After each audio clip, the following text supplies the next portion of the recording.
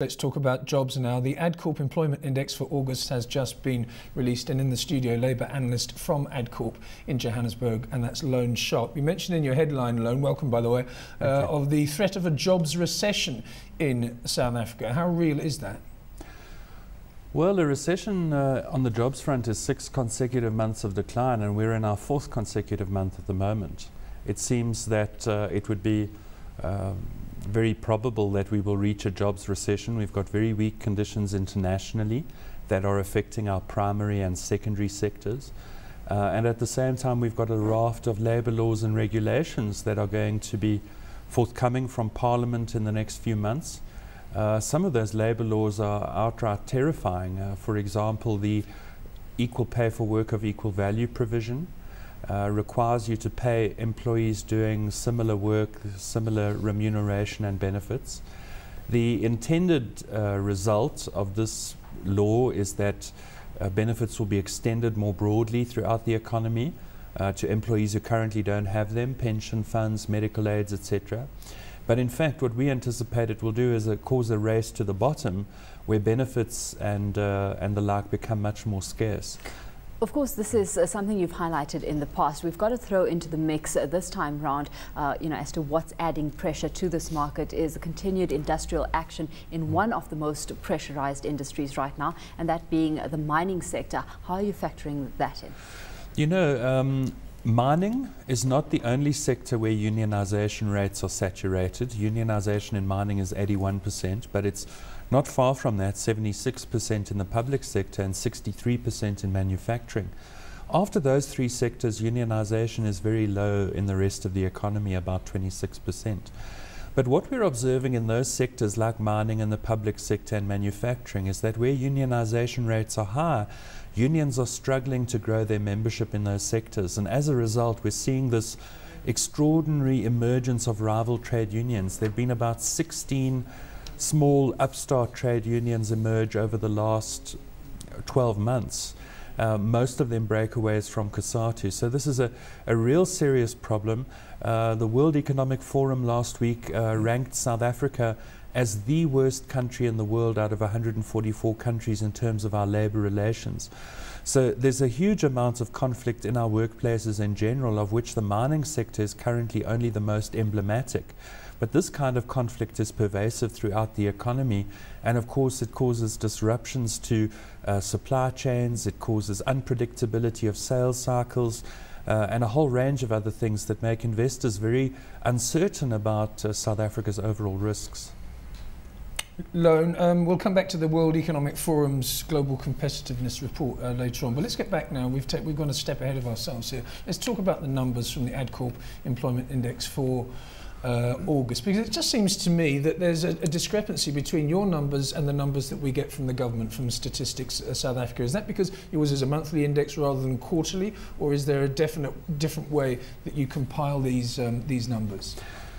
Well, ours is actually a very straightforward index. We look at the recruitment activities not only within our company but also within the industry as a whole, based on statistics that our industry supplies to our International Recruitment Company Federation.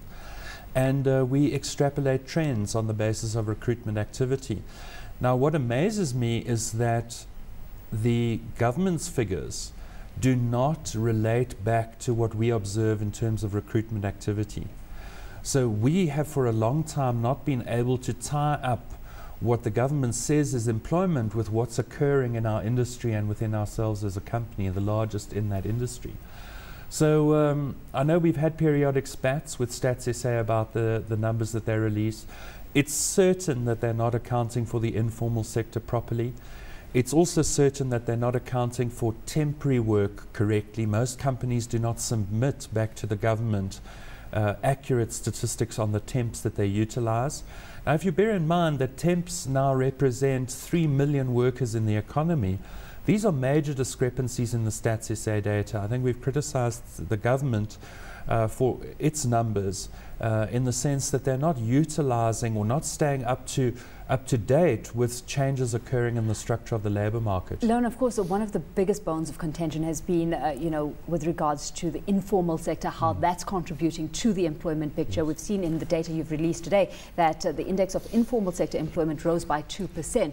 Run us through how that's actually measured on your front, because when it comes to Stats SA commenting, it's that for them, which is actually an immeasurable. Well, first you've got to look at Stats SA's definition. I mean, Stats SA says you're a formal worker if you have a written contract of employment and a pension fund and a medical aid. Now, with respect, those characteristics are very rare in a country like South Africa. So informal workers are by far the most important category of workers, and it's just not good enough for Stats SA to say that this is not measurable. There are good reasons why people involved in the informal sector or informal work do not report themselves to Stats SA. Perhaps they are not paying taxes, perhaps they are circumventing labour laws, perhaps people are employed in a much more casual way than in the formal economy. So as a result, we can't be using Stats SA's Western methods borrowed from countries like Canada and Germany to estimate what is really a uniquely South African phenomenon. Loane, about 6 months ago, I think you might remember, I interviewed Zwelinzima Vavi, and he accused you of being mischievous, because I think you'd been in your own calm way quite vitriolic about the way that the jobs market was unfolding in South Africa. But when you look at these global competitive numbers from the WEF, it says here South Africa's labour law environment ranking has fallen from 133rd in the world to 139th in the world, the fourth worst out of 142 countries. When you see that, if the union, the governments, yourselves, the private sector, the public sector sees that sort of statistic in black and white, surely they must sit up and take notice.